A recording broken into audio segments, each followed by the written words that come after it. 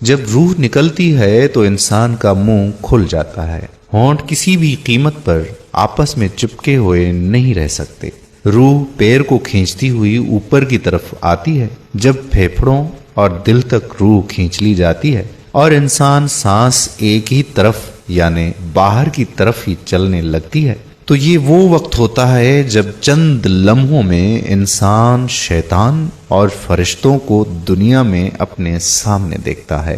ایک طرف ابلیس اس کے کان میں کچھ مشورے دیتا ہے تو دوسری طرف اس کی زبان اس کے عمل کے مطابق کچھ الفاظ ادا کرنا چاہتی ہے۔ اگر انسان نیک ہو تو اس کا دماغ اس کی زبان کو کلمہ شہادت کی ہدایت دیتا ہے، اگر انسان کافر ہو، بد دین ہو، مشرک یا دنیا پرست ہوتا ہے تو اس کا دماغ کنفیوژن اور ایک عجیب ہیبت کا شکار ہو کر شیطان کے مشورے کی پیروی کرتا ہے اور بہت ہی مشکل سے کچھ الفاظ زبان سے ادا کرنے کی بھرپور کوشش کرتا ہے۔ یہ سب اتنی تیزی سے ہوتا ہے کہ دماغ کو دنیا کی فضول باتوں کو سوچنے کا موقع ہی نہیں ملتا۔ انسان کی روح نکلتے ہوئے ایک زبردست تکلیف ذہن محسوس کرتا ہے، لیکن تڑپ نہیں پاتا کیونکہ دماغ کو چھوڑ کر باقی جسم کی روح اس کی حلق میں اکٹھی ہو جاتی ہے اور جسم ایک گوشت کے بے جان لوتھڑے کی طرح پڑا ہوا ہوتا ہے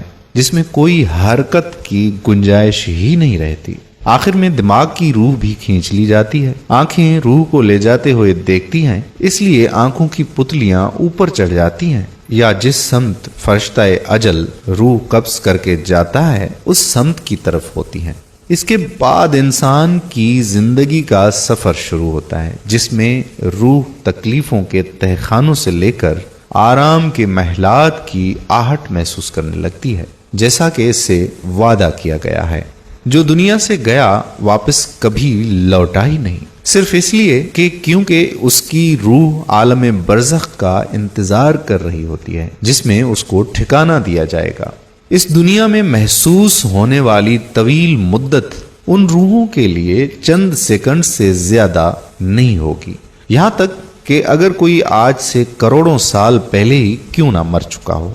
مومن کی روح اس طرح کھینچ لی جاتی ہے جیسے آٹے سے بال نکالا جاتا ہے، جبکہ گنہگار کی روح خاردار درخت پر پڑے سوتی کپڑے کی طرح کھینچی جاتی ہے۔ اللہ اکبر۔ اللہ سبحانہ و تعالی ہم سب کو موت کے وقت کلمہ شہادت نصیب فرما کر آسانی کا معاملہ فرمائے اور اس دنیا میں رہتی ہوئی زندگی صراط مستقیم پر چلنے کی توفیق عطا فرمائے اور شیطانی کاموں سے بچنے کی توفیق عطا فرمائے۔ آمین یا رب